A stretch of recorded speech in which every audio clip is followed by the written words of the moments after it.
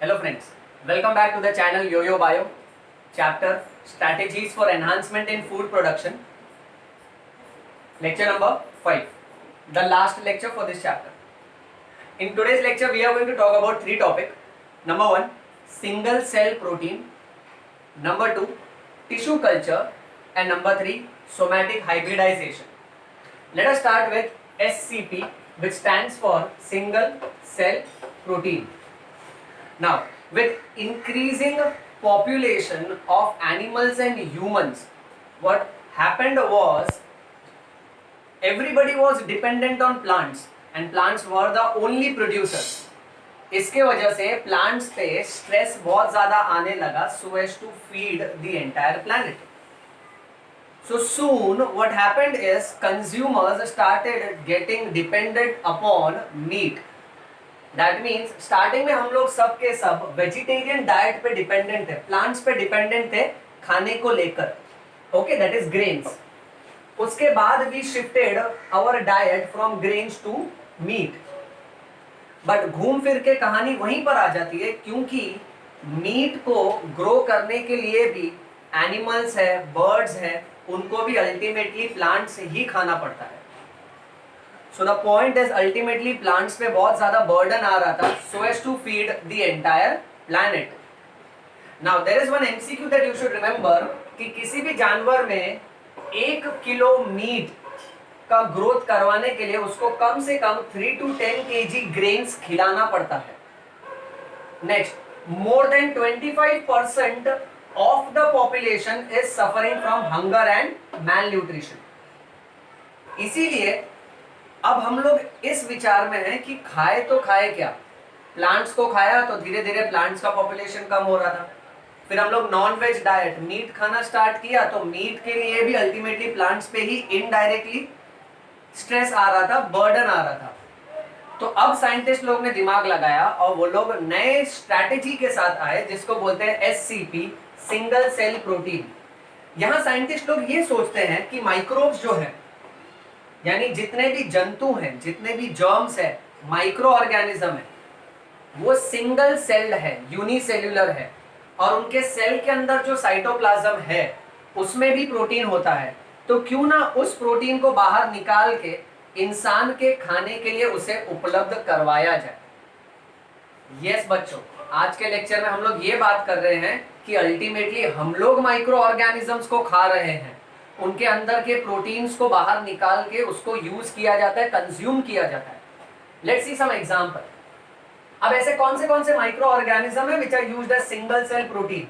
First example is blue green algae, जिसका नाम है स्पाइरुलिना.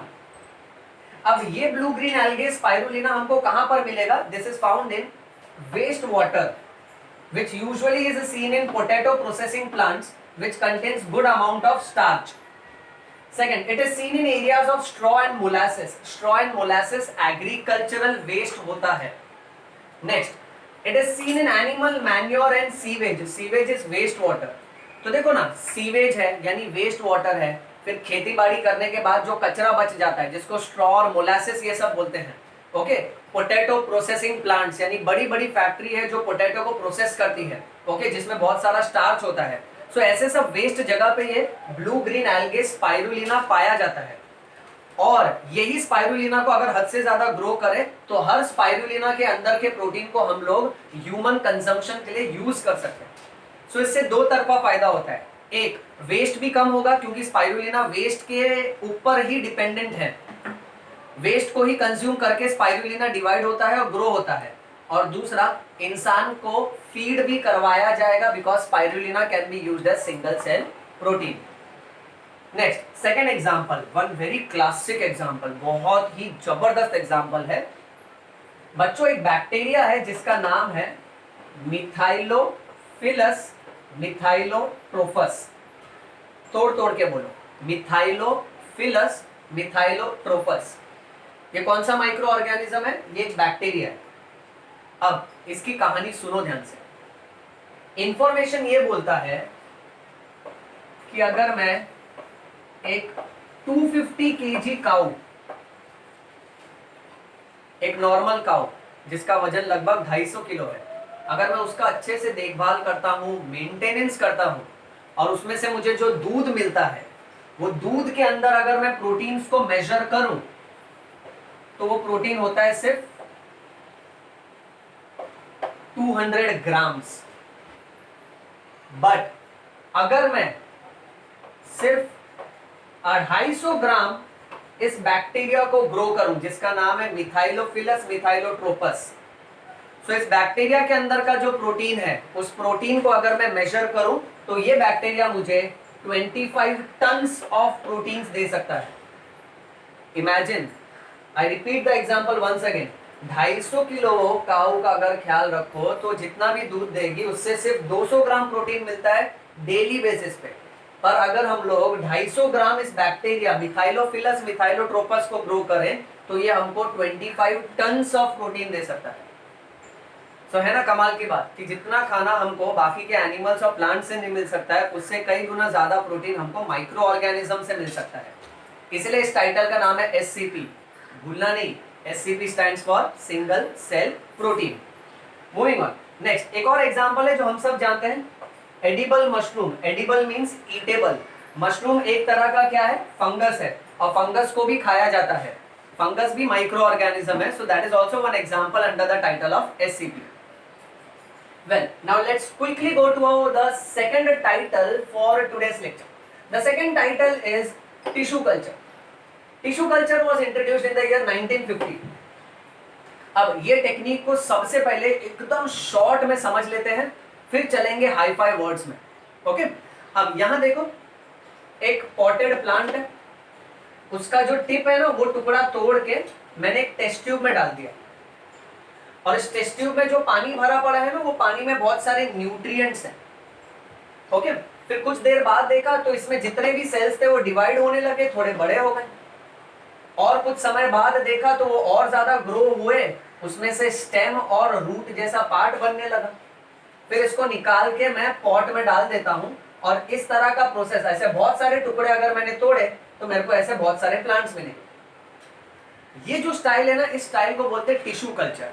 इसको टिश्यू कल्चर क्यों बोल रहे हैं, क्योंकि मैंने इस वाले प्लांट का टिश्यू यानी ग्रुप ऑफ सेल्स, उस ग्रुप ऑफ सेल्स को कल्चर किया इन न्यूट्रिएंट मीडियम, उसको ग्रो किया, और उसने मुझे एग्जैक्टली पेरेंट प्लांट जैसे बहुत सारे प्लांट्स दे दिए। यही चीज अगर हम लोग नॉर्मल रिप्रोडक्शन के हिसाब से जाते हैं तो इस प्लांट में पहले फ्लावर उगता, फ्लावर में male part female part, male gamete बनता, फीमेल गैमेट बनता, उसका पॉलिनेशन होता, फर्टिलाइजेशन होता, फिर फ्रूट बनता, फ्रूट के अंदर सीड्स बनते, वो सीड्स को जमीन में डालता, तब जाके नया प्लांट आता। कितना समय जाता, but tissue culture is comparatively fast method. अब इसमें कुछ इंपॉर्टेंट टर्म्स है, वो देख लेते हैं।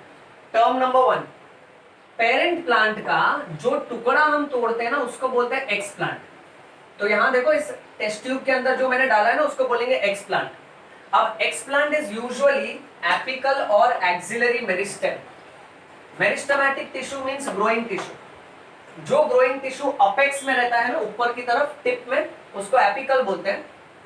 और जो मेरिस्टेमेटिक टिश्यू किसी प्लांट के कॉर्नर में ग्रो हो रहा है, एंगल में, जैसे ये देखो, ये मेन स्टेम है और ये ब्रांच है, तो यहां जो ग्रो होगा ना, उसको हम बोलेंगे axillary meristem.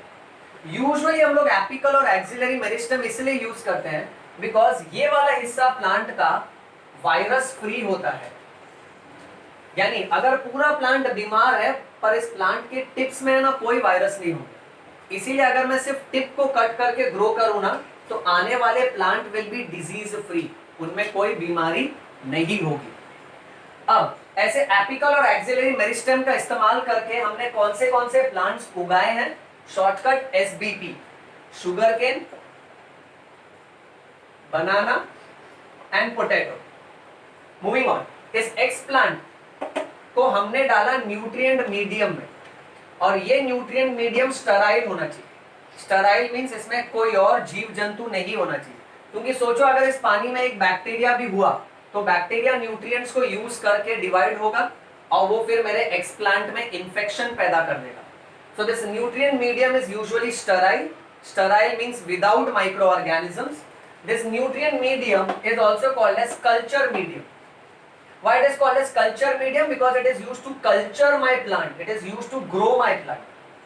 This nutrient medium, इसमें हम क्या क्या डालेंगे, बाय हार्ट कर लेने का। इसमें सुक्रोज डाला जाता है, inorganic salts, vitamins, amino acids and growth regulators. Growth regulator refers to growth hormones like auxins and cytokinins. ये सेक्शन बाय हार्ट कर लेना, वीडियो रिवाइंड करके अच्छे से बाय हार्ट कर लो। तो हमने इस न्यूट्रिएंट मीडियम में sucrose, amino acids, vitamins, inorganic salts, ये सब डाल के रखा है ताकि मेरे प्लांट को पोषण मिल सके, न्यूट्रिएंट्स मिल सके। और तो और मैंने ऑक्सिन्स और साइटोकाइनिन नाम का ग्रोथ हार्मोन भी डाला है ताकि मेरे प्लांट के ग्रोथ को बढ़ावा मिले जल्दी से जल्दी। नेक्स्ट, फिर हम देखते हैं कि एक प्लांट थोड़ा ग्रो होता है और एक रफ मास ऑफ सेल बनाता है जिसको बोलते हैं callus. So callus is defined as unorganized and undifferentiated mass of cells. फिर ये कैलस और ज्यादा ग्रो होता है, ऊपर की तरफ स्टेम बनाने लगता है, नीचे की तरफ रूट बनाने लगता है। इस स्टेप को हम लोग बोलेंगे organogenesis. Genesis means formation, organo means organ, formation of organs चालू हो गए यहाँ पर। This organogenesis is split into two step. Number one, caulogenesis, that is formation of shoot, and rhizogenesis, that is formation of root. र से root, र से rhizo, remember that. Moving on, फिर इसको निकाल के हम लोग बाकी के पॉट्स में डाल देंगे और ये जितने भी प्लांट आएंगे ना, ये एग्जैक्टली इसी की तरह दिखेंगे, क्योंकि ये सारे प्लांट का सोर्स सिंगल प्लांट है, इसलिए इनके सारे कैरेक्टरिस्टिक्स इनके साथ मैच होंगे। और क्योंकि ये सब एक दूसरे के आइडेंटिकल कॉपीज होंगे, सेम टू सेम कॉपी होंगे, इसलिए इसको हम बोलेंगे सोमा क्लोन्स।